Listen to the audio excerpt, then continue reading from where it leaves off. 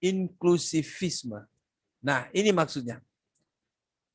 Apabila seorang beragama lain hidup dalam agamanya secara sungguh-sungguh dan sentiasa menjaga hati nuraninya, maka sesungguhnya orang itu juga Kristen. Wow.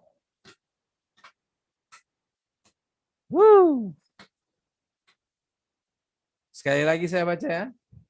Apabila seorang beragama lain hidup dalam agamanya secara sungguh-sungguh dan sentiasa menjaga hati nuraninya, maka sesungguhnya orang itu juga Kristen.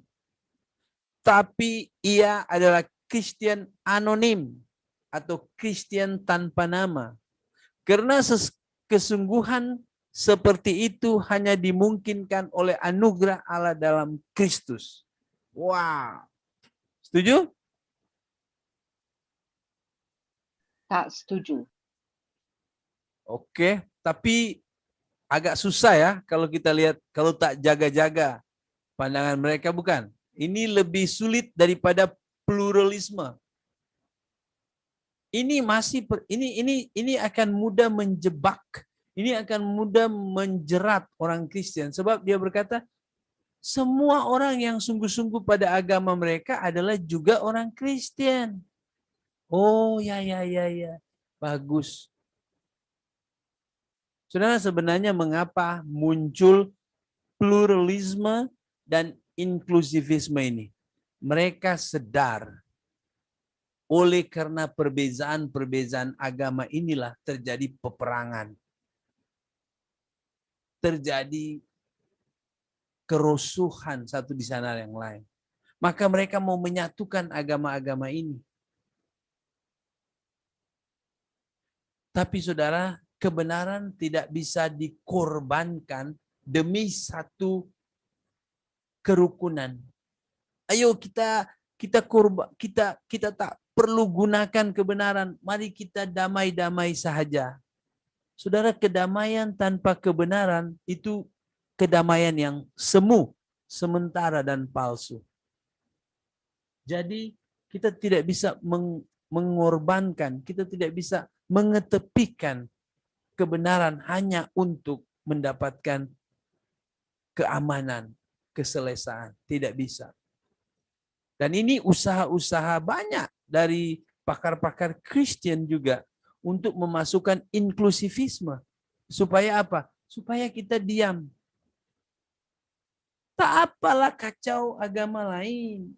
Kalau mereka setia dengan baik, mereka sebenarnya juga Kristen. Mengapa kamu mau pergi? Oh, tapi Yesus suruh pergi. Itu bukan maksud Yesus di situ. Ini saudara, ini inklusivisme. Mari kita lihat lagi tentang inklusivisme ini. Percaya bahwa Kristus tidak hanya bekerja, tidak hanya berkarya dalam agama Kristen, tetapi juga bekerja berkarya dalam agama-agama lain. Seorang yang bernama Steffrey L. Lumintang berkata begini dalam bukunya Teologia Abu-Abu. Kristus bisa ada di semua agama dan atau Kristus yang ada di semua agama berpusat pada Kristus dalam agama Kristen. Dia buat gambaran macam ini. Jadi Kristus satu-satunya juru selamat. Mereka tidak kacau. Kamu bilang Kristus satu-satunya juru selamat? Ya. Mereka percaya itu. Setuju. Dan mereka juga berkata bahwa paling besar dia ada pada Kristen. Tapi Kristus yang sama juga ada pada agama-agama lain. Ada pada Konghucu, ada pada Yudaisme, ada pada Islam, ada pada Buddha, ada pada Bahai, ada pada Hindu, ada pada pagan. Seorang yang bernama, ini pastor ya, Pastor Jarizan Joraki berkata begini, apakah Yesus itu juru selamat dunia atau hanya untuk gereja?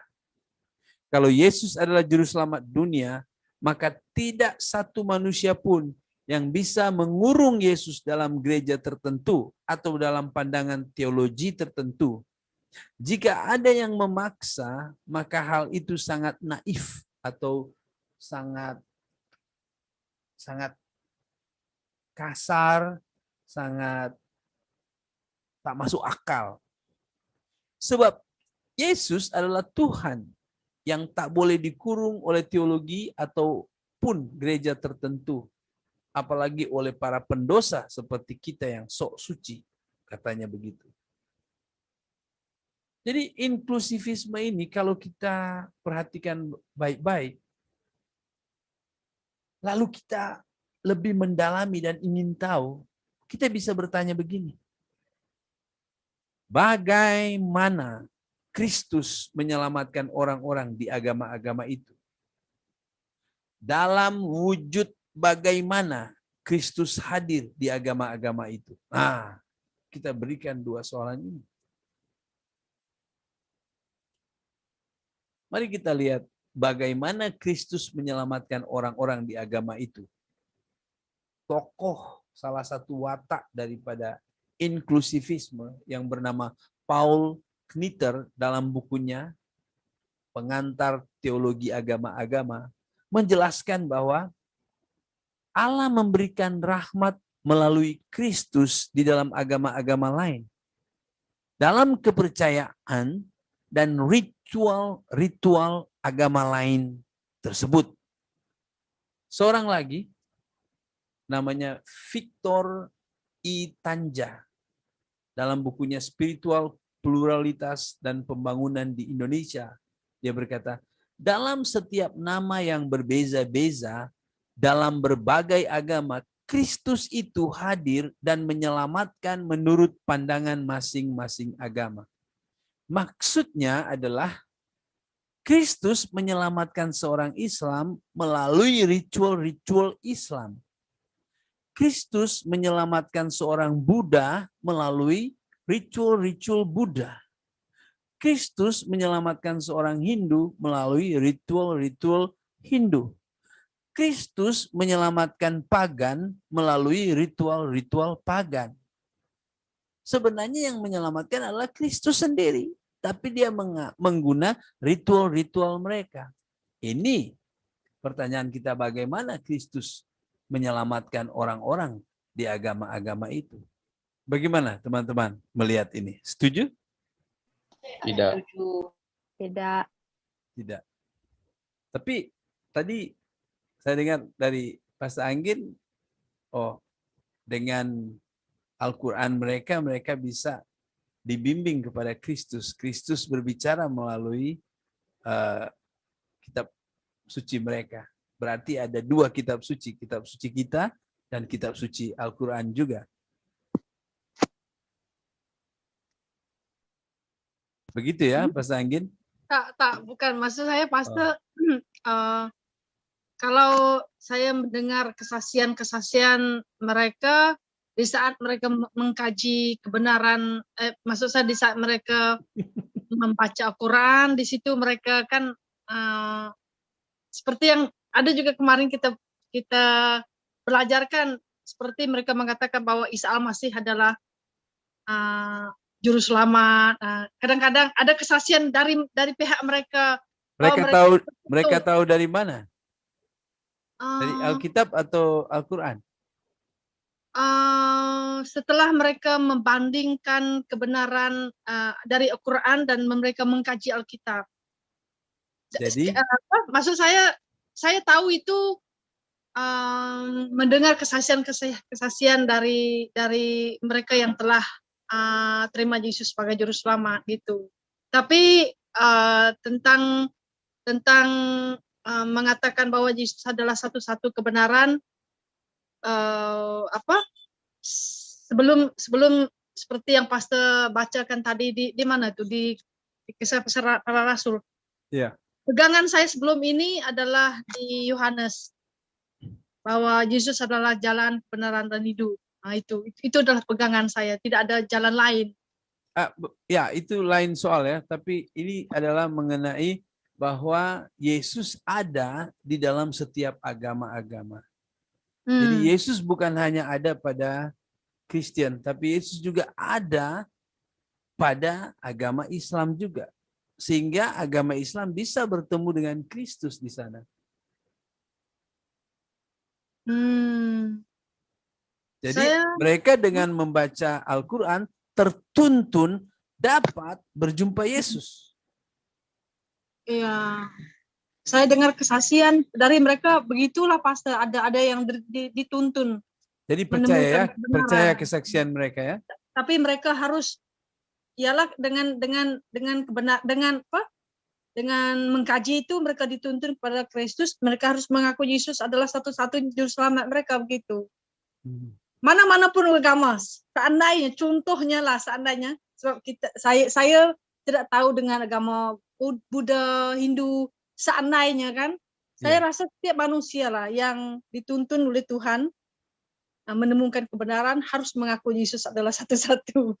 Ya, ya. Dan mereka dituntun oleh kitab suci mereka masing-masing.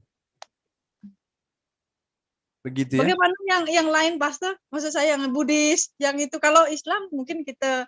Oke, ya, kita tidak tahu yang lain, kita ke Islam saja. Jadi Islam dituntun kepada Kristus melalui kitab suci mereka. Begitu ya?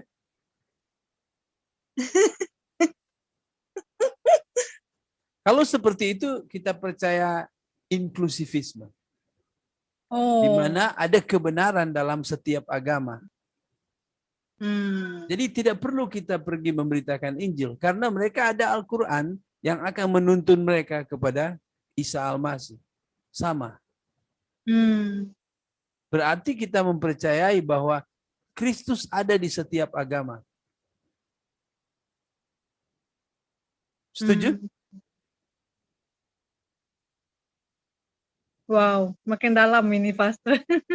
Setuju?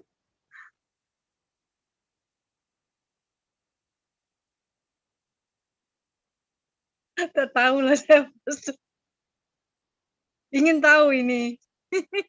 Ya, ini inklusivisme yang memang itu sebabnya saya bilang di awal, ini lebih sulit daripada pluralisme. Banyak orang terjebak, banyak orang terjerat dan nampak seperti itu betul.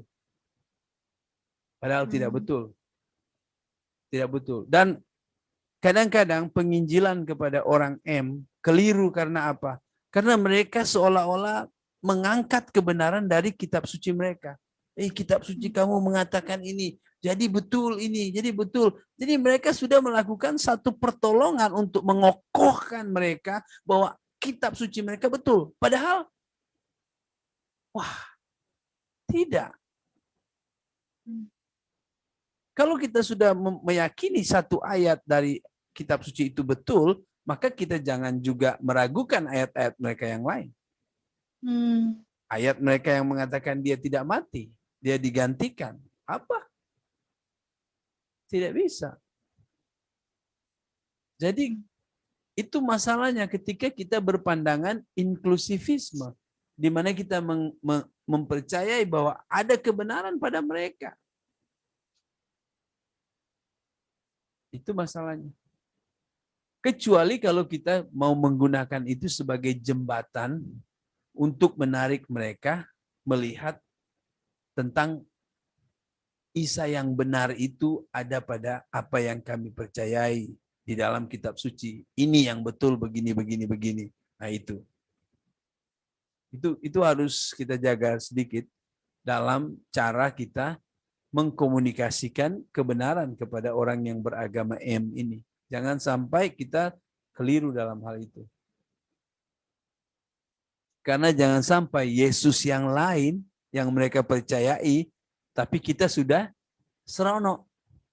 Ada banyak di teman-teman saya di Indo, waktu kamu percaya Isa Al-Masih junjungan, percaya, wah satu iman, kita satu iman, mari kita berdoa. Mereka lupa bahwa keyakinan mereka Isa Al-Masih junjungan itu nanti pada akhir zaman akan datang dan akan membasmi orang Kristen dan babi-babi. Mereka percaya Isa Al-Masih junjungan dan akan datang. Tapi konsep mereka di akhir zaman dia akan datang. Membunuh Dajjal, membunuh semua orang Kristen. Mengapa? Karena telah salah mempercayai dia. Telah melakukan tindakan yang mengkufuri Allah. Dia hanya manusia, dia hanya utusan Allah, tapi telah menjadikan dia sebagai Allah. Pak, Ya, satu pertanyaan, Pak. silakan Pak. Saya dengar dari pastor lah, ada satu pastor cakap. Betul. Bila dia menginjil orang M nih, dia pakai Isa Al-Masih itu, Pak. Yang Isa Al-Masih itu yang mengalahkan Dajjal yang akan datang dari kan. Ya. Di mana orang M percaya bahwa itu Isa Al-Masih, Tuhan Yesus. Dan dia dengan cara itu menginjil, bolehkah itu dengan mengatakan? Itulah, itu yang saya sampaikan untuk berhati-hati karena kalau kita memakai hal ini tanpa kita menjelaskan bahwa yang kamu percayai tentang Isa Al-Masih itu sebenarnya keliru. Kenapa? Karena kalian dapat sumber yang keliru. Sumber yang benar adalah ini. Dia sebenarnya namanya Yesus Kristus. Dan dia sebenarnya ini. Itu semua bersumber dari Alkitab. Kita harus bawa dia di situ. Supaya keyakinan dia tentang Yesus bukan oleh karena sumber yang salah. Tapi sumber yang betul. Yaitu firman Allah. Itu yang menguatkan. Tapi kalau kita mengarahkan mereka untuk, bukankah firman-Mu mengatakan ini? Bukankah kitab suci-Mu mengatakan ini? Maka apa yang terjadi? Dia bersumber yakin pada Kristus yang lain. Kristus yang diberitakan dalam sumber yang salah. Sebab ada satu pastor yang sekarang dia datang di gereja kita. Ya, saya beberapa kali melihat pelayanan seperti itu dan wah, saya pikir ada juga soalan saya akan tanya Pak Michael dengan sendirian. Oke. Ya. Baik. Jadi itulah inklusivisme ya. Kembali ke inklusivisme di mana inklusivisme meyakini bahwa Kristus ada di semua agama. Oke. Next. Kecuali ada yang mau bertanya? Ada lagi? Pak, Isa Al-Masih itu bahasa Arab ya?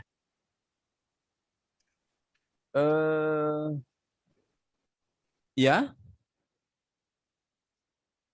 Oke, itu saja. Ya. Tapi masalah nama itu sesuatu yang bisa berbeza. Jesus Christ dalam Inggris, Yesus Kristus, Isa Al-Masih. Oke, itu nama saja. Tetapi siapa dia, apa yang ada pada dia, sumbernya satu-satunya hanya yang betul adalah di Alkitab. Itu yang harus kita jaga. Jangan sampai kita menggunakan sumber lain untuk menjelaskan siapa dia. Sehingga kefahaman tentang pribadinya menjadi lain. Oke? Ya, Pak, terima kasih. Ya, ada lagi? Oke, kita lanjut ya. Jadi kalau kita bertanya kepada orang-orang inklusivisme ini, ketika mereka berkata bahwa Kristus ada pada semua agama, tapi waktu kita tanya, kalau begitu bagaimana Kristus menyelamatkan orang-orang yang ada di agama itu? Oh, melalui ritual-ritual agama itu. Wah, jelas keliru ya. Bayangkan kalau pagan, Kristus ada di pagan. Cara pagan melakukan ritual apa?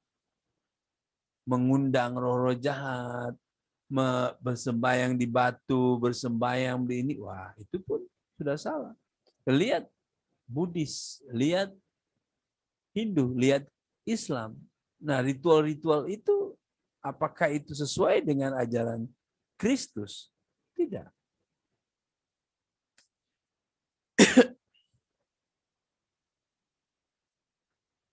Nah, kita bertanya lagi dengan soalan yang kedua.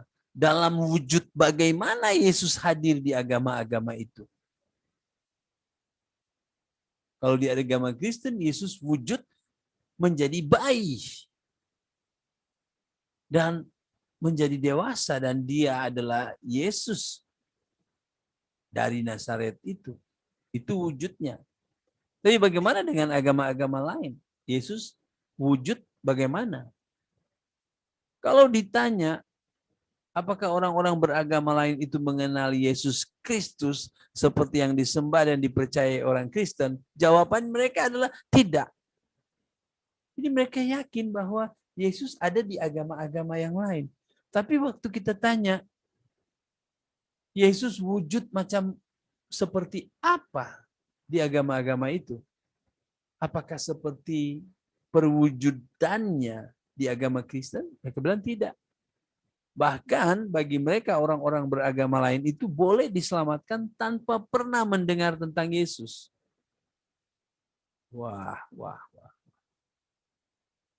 Seorang yang bernama John Sanders, inklusivisme menegaskan orang dapat menerima kurnia keselamatan tanpa mengetahui si pemberi atau sifat yang tepat dari pemberian itu. Tak perlu tahu Yesus yang memberikan kurnia, Yesus yang hadir dengan mereka. Tidak perlu mereka tahu tentang Yesus, karena dalam pemberian tak perlu tahu siapa yang memberi. Wah, ini pandangannya. Saudara, kalau kita memperhatikan inklusivisme ini dengan beberapa ayat firman Tuhan, banyak sebenarnya, tapi kita tidak ada masa untuk itu.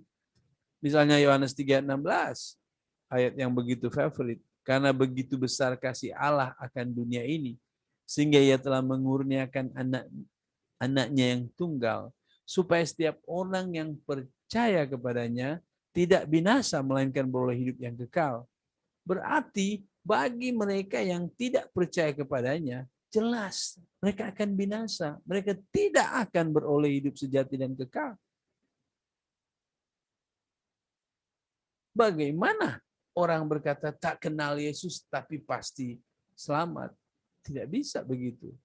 Ini sudah bercanggah dengan kebenaran kitab suci kita.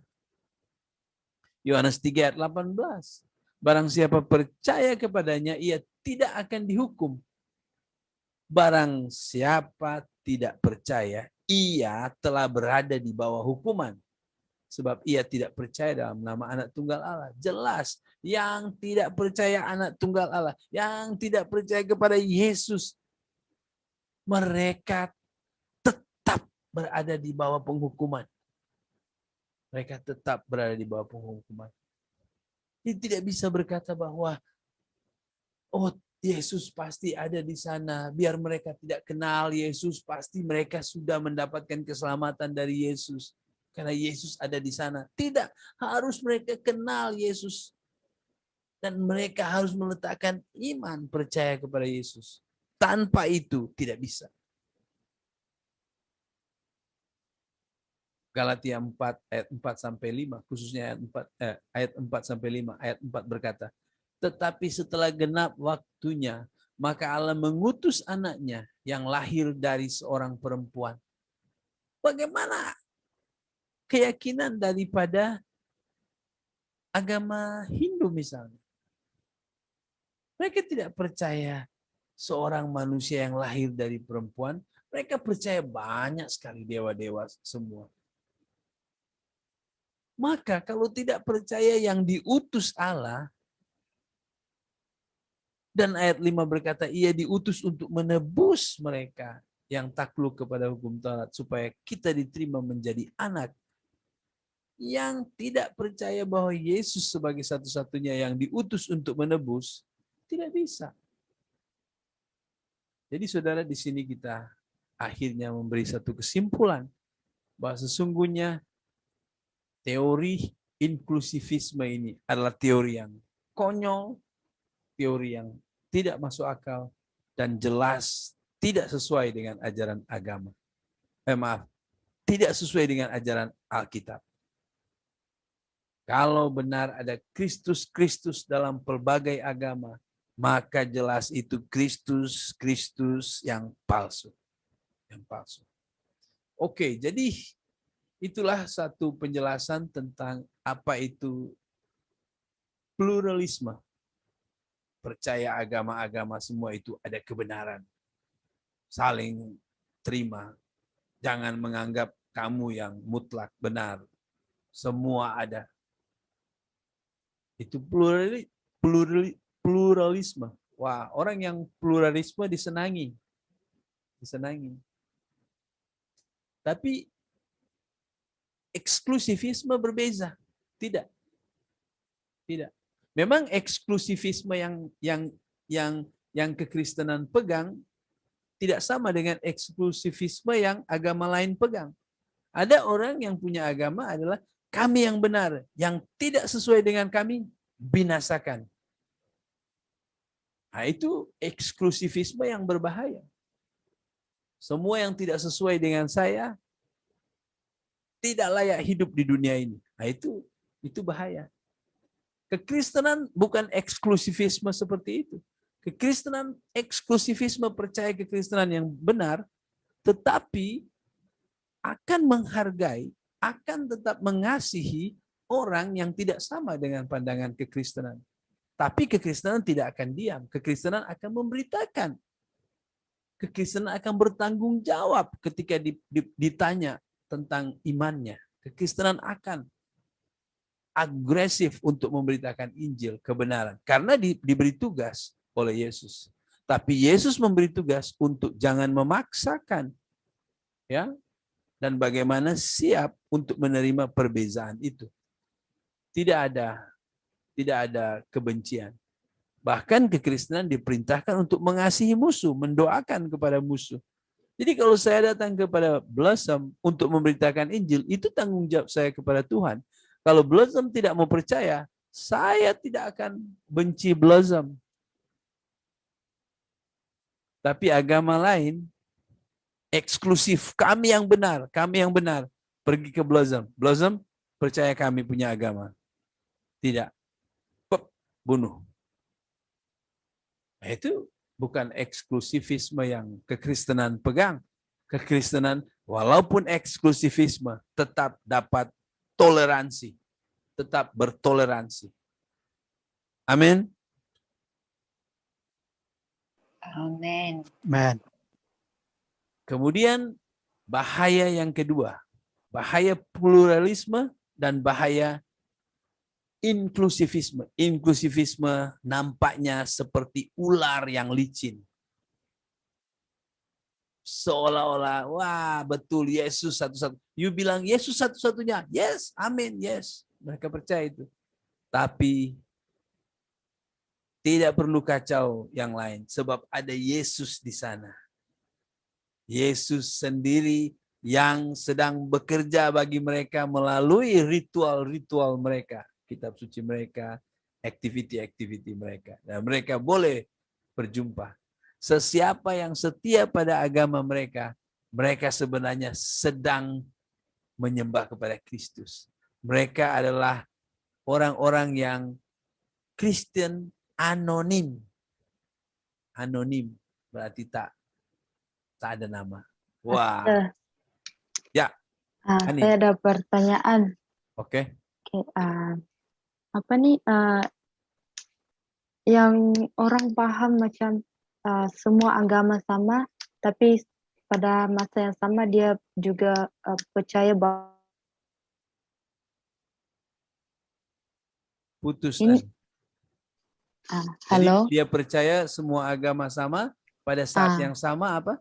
Dia juga percaya bahwa hanya Yesus yang satu-satunya jalan keselamatan. Apakah ini paham inklusivisme?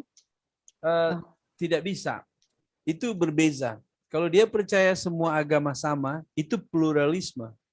Kalau dia percaya hanya Yesus yang benar, itu eksklusivisme. Jadi tidak bisa ada dua-dua dalam kepegangan dia. Oh, sebab ada Pastor Hillsong di Bali kan. Yeah. Dia baru-baru ini buat video yang TikTok lah, macam buat jokes-jokes. Dia cakap macam dia buat macam di surga tuh ada banyak bilik lah, ada untuk ateis, ada untuk orang agama Islam. Lepas tu dia cakap macam dia cakap kalau you lalu bilik nombor 8 you jangan bising-bising. Lepas tu yang ateis tu tanyalah, dia cakap apa? Wah, putus. Halo, boleh dengar Ya. Pastor? Oke. Okay.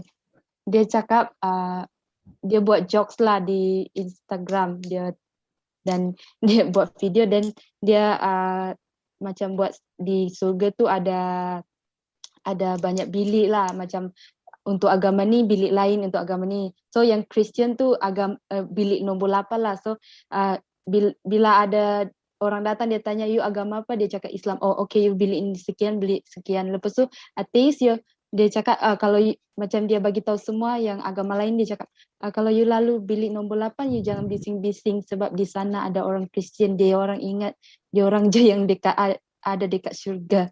So saya tak tahulah apa faham dia maksud. Wah, dia pluralisme. Dia tidak percaya inklusivisme, dia percaya pluralisme, di mana dia tahu semua ada bilik surga semua. Tapi dia tahu bahwa kekristenan itu eksklusivisme, di mana mereka bising-bising kami saja yang menang, kami saja yang masuk surga, kami saja yang masuk surga. Jadi jangan lewat di sana bising-bising, nanti mereka sadar bahwa ya ternyata kepercayaan kami salah. Ada juga yang ada di surga. Jadi dia tidak percaya eksklusivisme, sama sekali tidak percaya eksklusivisme. Dia percaya pluralisme. Ya, sebab sudah viral kan, orang nak dia macam klarifikasi lah, tapi dia buat video lagi di Instagram, dia cakap memang dia percaya Jesus lah saja satu-satunya jalan. Cuma dia tak percaya agama Kristian yang menyelamatkan itulah. So saya tak faham apa maksud dia. Ya. Kalau dia percaya Kristus satu-satunya Kristus satu-satunya jalan ke surga, bagaimana dia yakin bahwa ateis di surga, agama lain di surga, agama yang tidak percaya kepada Kristus di surga, itu kan tidak betul. Jadi besar kemungkinan saya rasa dia pluralisme. Dan memang boleh juga dia inklusivisme. Dia anggap Kristus ada di setiap agama.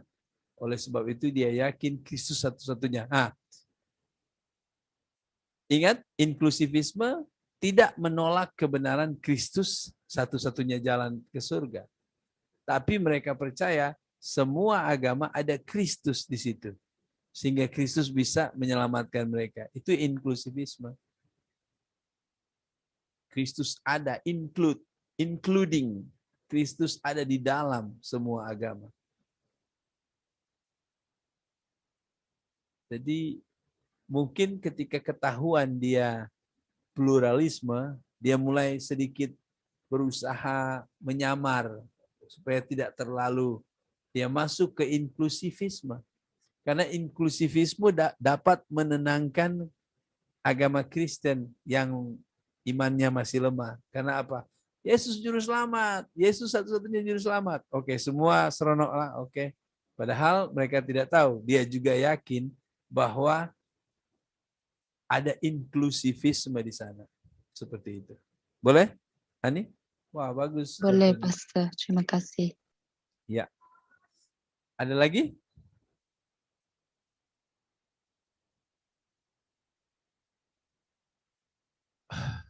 Oke. Kita ada tugas ya. Saya akan memberikan bahan bacaan. Saya mau, memang sangat penting untuk kita sebagai hamba-hamba Tuhan untuk giat membaca, ya, atau mendengar khotbah juga, atau mendengar pelajaran-pelajaran, uraian-uraian di YouTube pun bagus.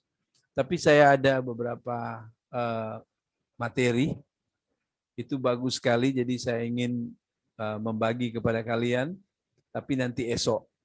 Dan ada satu tugas dari Pastor Ambrose, saya tak ingat tapi ada di WhatsApp, saya akan berikan kepada kalian.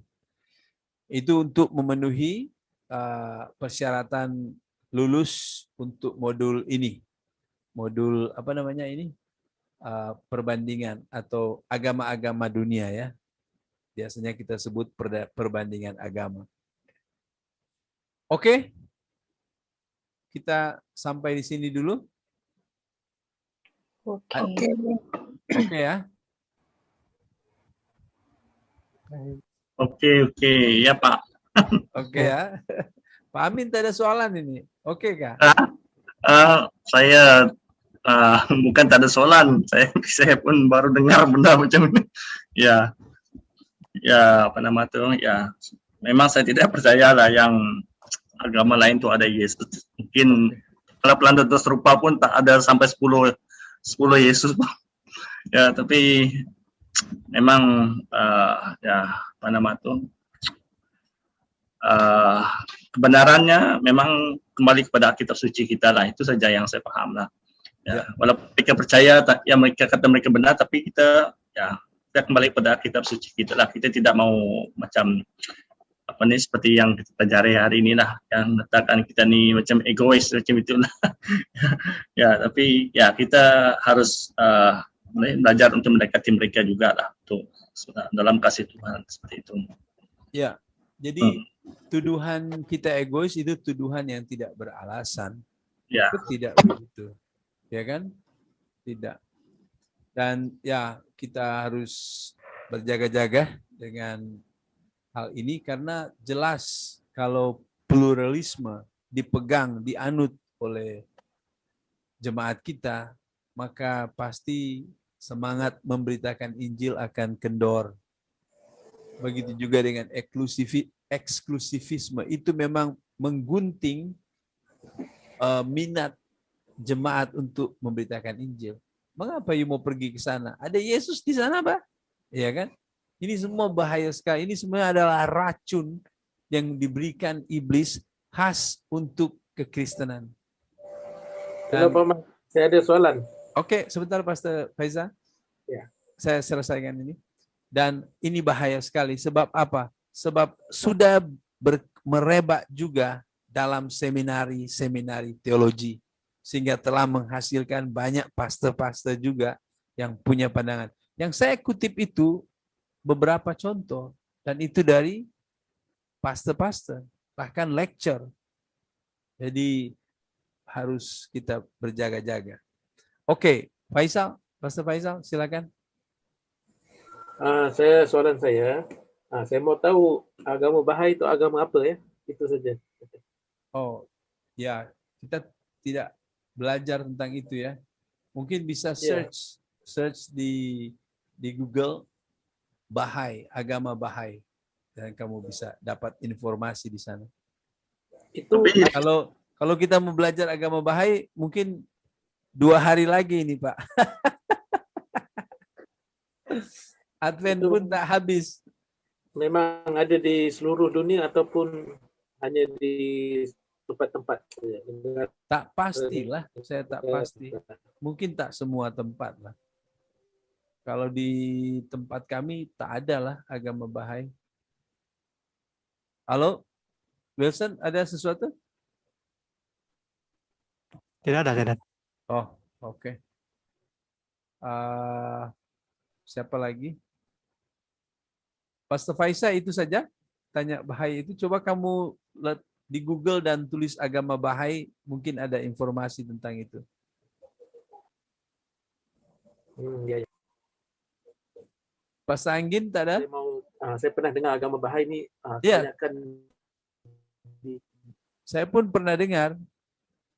Saya pernah membaca juga itu dari seseorang, kalau tidak salah, saya tak pasti lagi lah.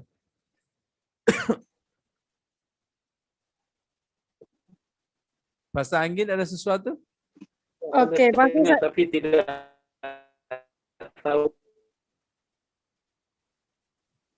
Putus-putus Pastor Faisa. Oke, Pastor. Ya. Bagaimana kadang-kadang ada juga 1-2 kali saya berhadapan dengan soalan yang begini. Soalan ataupun mereka punya penyataan. Gereja nih, semua gereja nih sama menuju ke kebaikan macam itulah. Jadi maksud saya bagaimana kita berhadapan untuk menjelaskan, sebab ada juga ajaran-ajaran di seperti yang Ani bicarakan tadi, pastor-pastor kan.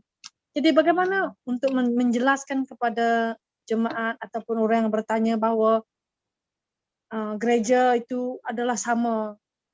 Sedangkan kalau kita lihat, kalau menurut saya pasti ada perbedaan.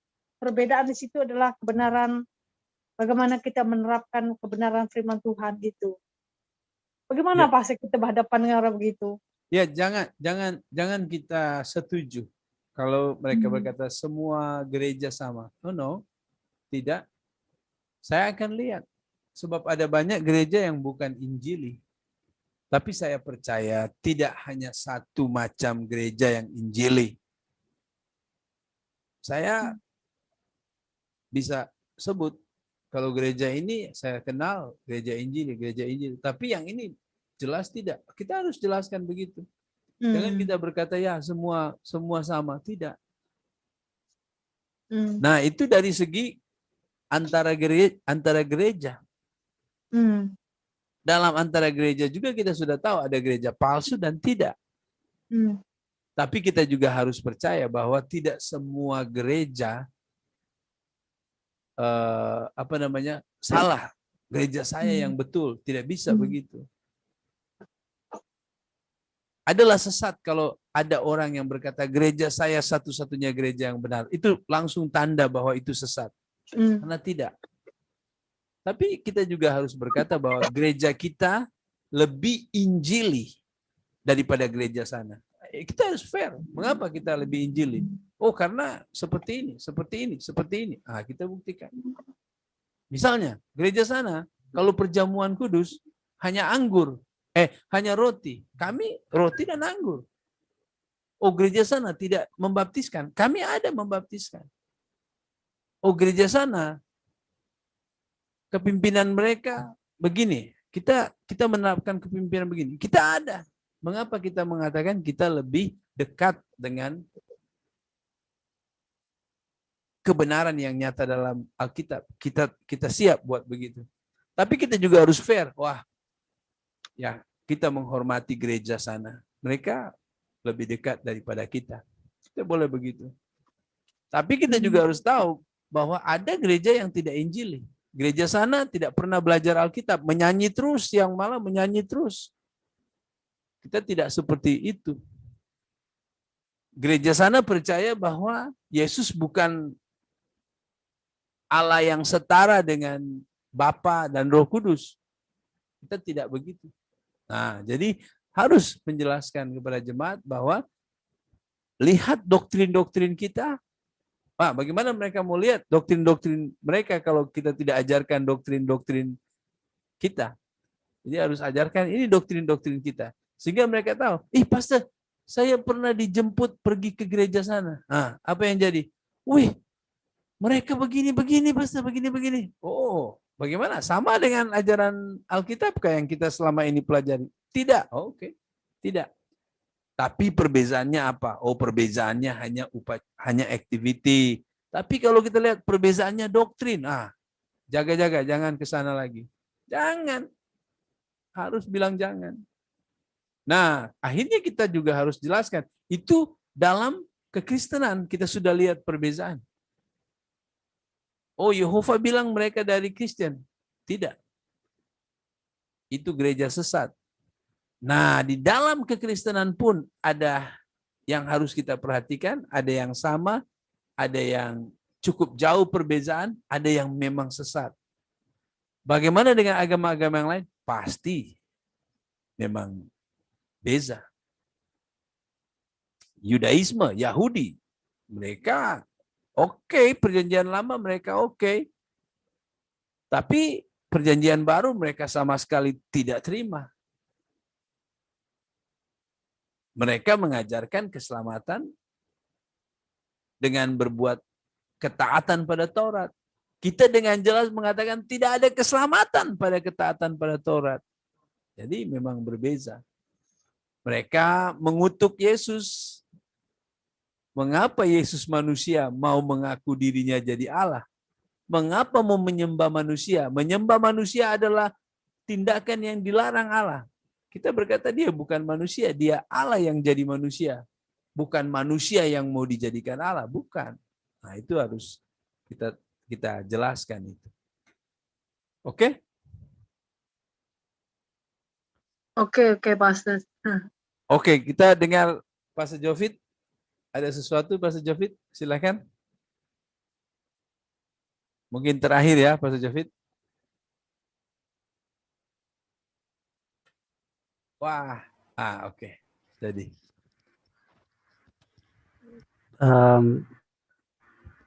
Dari saya, ini juga baru bagi saya, Pak. Ya. Dan saya melihat, ini sangat halus kalau tidak diteliti betul-betul ataupun bimbingan Roh Kudus lah. Ini pasti terjebak dalam ajaran-ajaran yang seperti ini.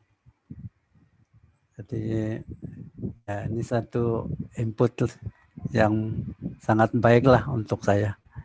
Saya rasa itu saja, Pak. Oke. Ya, baik sekali. Memang sangat halus ini, jadi harus kita jaga dan sangat sedap didengar. Oke, kita semua sama. Kita semua walaupun berbeza kereta, kita pasti satu tujuan. Wah, itu sedap ya, sedap mempersatukan. Tapi tidak bisa. Kita berbeza. Kita harus tetap pegang kebenaran. Kita eksklusif. Kita percaya memang di kolong langit ini hanya ada satu nama yang dapat menyelamatkan, yaitu Yesus Kristus, dan harus diimani, ya. Tidak ada jalan lain. Dan dalam sikap kita mengasihi, kita menghormati, kita bertoleransi. Kita tidak membenci orang yang tidak mau percaya apa yang kita sampaikan. Tapi kita juga tidak mau berdiam diri karena kita diperintahkan untuk memberitakan. Oke? Oke. Ini saja malam ini dan kalian akan memperdalam ini dengan bahan bacaan. Saya minta kalian harus membaca itu supaya kalian akan lebih dalam lagi, lebih memahami lagi dengan baik. Oke? Baik. Terima kasih semuanya. Kita akan tutup